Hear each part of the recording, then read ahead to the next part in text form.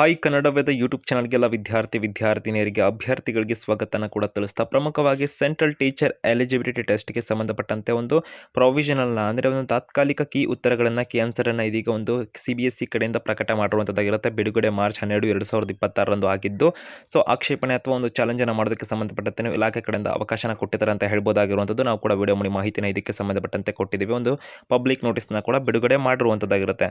So ಈಗ final key answer ಆಗಿರ್ಬೋದು, ಒಂದು ಪ್ರೊವಿಷನಲ್ ಕೀ ಆನ್ಸರ್ಗೂ ಡಿಫ್ರೆನ್ಸಸ್ ಮಾರ್ಕ್ಸ್ ಎಷ್ಟು ಬರ್ಬೋದು, ನಂತರದಲ್ಲಿ ಬೋನಸ್ ಮಾರ್ಕ್ಸ್ ಇರುತ್ತಾ. ಸೊ ಸಾಕಷ್ಟು ಅಭ್ಯರ್ಥಿಗಳಲ್ಲಿ ಸಾಕಷ್ಟು ಪ್ರಶ್ನೆಗಳು ಬರ್ತಿರುವಂಥದ್ದಾಗಿರುತ್ತೆ. ಅವರ ಒಂದು ಮಾರ್ಕ್ಸ್ಗಳು ಒಂದು ಪಾಸಿಂಗ್ ಅಥವಾ ಕ್ವಾಲಿಫೈಯಿಂಗ್ ಮಾರ್ಕ್ಸ್ನ ಹತ್ತಿರ ನಿಂತ್ಕೊಳ್ತಿರುವಂಥ ಅಭ್ಯರ್ಥಿಗಳಲ್ಲಿ ಸಾಕಷ್ಟು ಗೊಂದಲಗಳಿರುವಂಥದ್ದಾಗಿರುತ್ತೆ.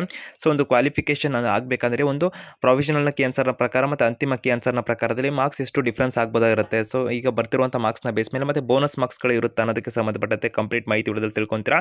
ಹೆಚ್ಚುವರಿ ಅಪ್ಡೇಟ್ಸ್ ಇನ್ಫಾರ್ಮೇಷನ್ ಮಾಹಿತಿಗೆ ಕನ್ನಡವೇದ ಯೂಟ್ಯೂಬ್ ಚಾನಲ್ಗೆ ಇನ್ನೂ ಸಬ್ಸ್ಕ್ರೈಬ್ ಆಗಿಲ್ಲ ಅಂದ್ರೆ ಆಗ್ಬೋದು, ಬೆಲ್ ಐಕಾನ್ ಕೂಡ ಕ್ಲಿಕ್ ಮಾಡ್ಬೋದು. ನಿಮ್ಮ ಸ್ನೇಹಿತರಿಗೆ ಆದಷ್ಟು ವಿಡಿಯೋನ ಶೇರ್ ಮಾಡಿ ಮಾಹಿತಿನ ಕೂಡ ತಲುಪಿಸಬಹುದು ಅಂತ ಹೇಳ್ತಾ ಮೊದಲನೇದಾಗಿ ಮಾಹಿತಿನ ಒಂದೊಂದಾಗಿ ತಿಳ್ಕೊಂಬರ್ತಾರೆ. ಕನ್ನಡದ ಅಫಿಷಿಯಲ್ ವೆಬ್ಸೈಟ್ ಲಿಂಕ್ ಕೂಡ ಡಿಸ್ಕ್ರಿಪ್ಷನ್ ಇರುತ್ತೆ, ಅಲ್ಲಿ ಕೂಡ ಹೆಚ್ಚುವರಿ ಮಾಹಿತಿನ ನೀವು ಪಡ್ಕೊತಾ ಇರಬಹುದಾಗಿರುತ್ತೆ. ವಿಡಿಯೋ ಡಿಸ್ಕ್ರಿಪ್ಷನ್ ಲಿಂಕ್ ಇರುತ್ತೆ, ವೀಕ್ಷಣೆ ಕೂಡ ಮಾಡಿ ಅಂತ ಹೇಳ್ತಾ ಪ್ರಮುಖವಾಗಿ ಈಗ ಮೊದಲನೇದಾಗಿ ನೋಡುವಂತಾರೆ CTTಗೆ ಸಂಬಂಧಪಟ್ಟಂತೆ ಅಭ್ಯರ್ಥಿಗಳಿಗೆ ಒಂದು ಪ್ರೊವಿಷನಲ್ ಕೀ ಆನ್ಸರ್ ಇದೀಗ ಪ್ರಕಟ ಆಗಿದೆಯಲ್ಲ, ಅಭ್ಯರ್ಥಿಗಳು ಇಲಾಖಾ ವೆಬ್ಸೈಟ್ CTTಗೆ ಸಂಬಂಧಪಟ್ಟಂಥ ಒಂದು CBSE ಅಫಿಷಿಯಲ್ ವೆಬ್ಸೈಟ್ಗೆ ಹೋಗೋರ ಮುಖಾಂತರದಲ್ಲಿ ಸೊ OMR ಶೀಟ್ ಆಗಿರ್ಬೋದು, ನಂತರದಲ್ಲಿ ಒಂದು ಕೀ ಆನ್ಸರ್ಗಳೇನು ಪ್ರೊವಿಷನಲ್ ಬಿಡುಗಡೆ ಆಗಿದೆಯಲ್ಲ ಅದನ್ನು ವೀಕ್ಷಣೆ ಮಾಡ್ಕೋಬೋದಾಗಿರುವಂಥದ್ದಾಗಿರುತ್ತೆ.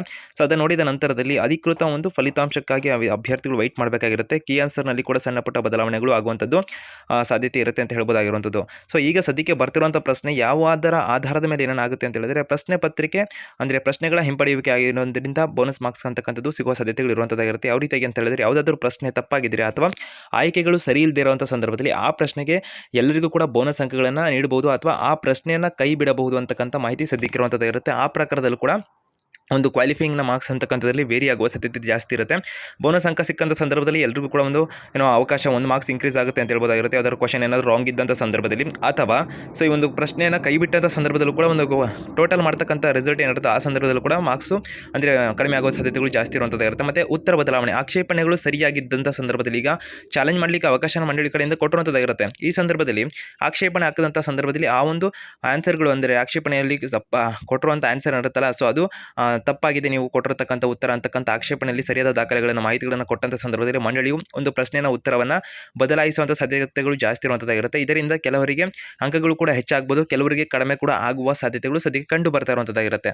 ನಂತರದಲ್ಲಿ ಪಾಸಿಂಗ್ ಮಾರ್ಕ್ಸ್ಗೆ ತಿಳ್ಕೊಳ್ಳುವಂಥದ್ದು ಅಥವಾ ಸ್ಕೋರಿಂಗ್ ಅಥವಾ ಕ್ವಾಲಿಫೈಯಿಂಗ್ ಮಾರ್ಕ್ಸ್ನ ನೋಡುವಂಥದ್ದರೆ ಜನರಲ್ ಕ್ಯಾಟಗರಿಗೆ 60% ಅಂಕ ಬರಬೇಕಿರುತ್ತೆ. ಅಂದರೆ 150 ಅಂಕಗಳಿಗೆ 90 ಅಂಕಗಳನ್ನು ಪಡೆದಂಥ ಸಂದರ್ಭದಲ್ಲಿ ಅವರು ಕ್ವಾಲಿಫೈ ಆಗ್ತಾರೆ ಅಂತಕ್ಕಂಥದ್ದನ್ನು ಹೇಳ್ಬೋದಾಗಿರುವಂಥದ್ದಾಗಿರುತ್ತೆ.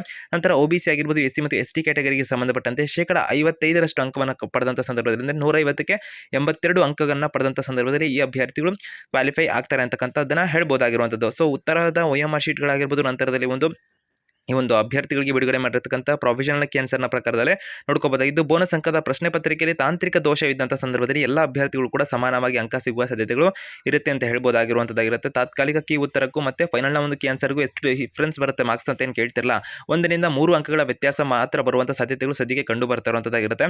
ಹೆಚ್ಚಿನ ಅಂಕಗಳು ವ್ಯತ್ಯಾಸ ಆಗುವ ಸಾಧ್ಯತೆ ತೀರಾ ಕಡಿಮೆ ಅಂತ ಹೇಳ್ಬೋದಾಗಿರುವಂಥದ್ದು. ಹೆಚ್ಚುವರಿ ಅಪ್ಡೇಟ್ಸ್ ಇನ್ಫಾರ್ಮೇಷನ್ ಮಾಹಿತಿ ಬಂದಂಥ ಸಂದರ್ಭದಲ್ಲಿ ಕನ್ನಡವೇದ ಯೂಟ್ಯೂಬ್ ಚಾನಲ್ ಕನ್ನಡದಲ್ಲಿ ನಿಮಗೆ CTTಗೆ ಸಂಬಂಧಪಟ್ಟಂತೆ ಮಾಹಿತಿಗಳು ಸಿಗ್ತಿರುತ್ತೆ. ಅದಕ್ಕೆ ಚಾನಲ್ಗೆ ಸಬ್ಸ್ಕ್ರೈಬ್ ಆಗ್ಬೋದು, ಬೆಲ್ ಐಕಾನ್ ಕೂಡ ಕ್ಲಿಕ್ ಮಾಡಿ.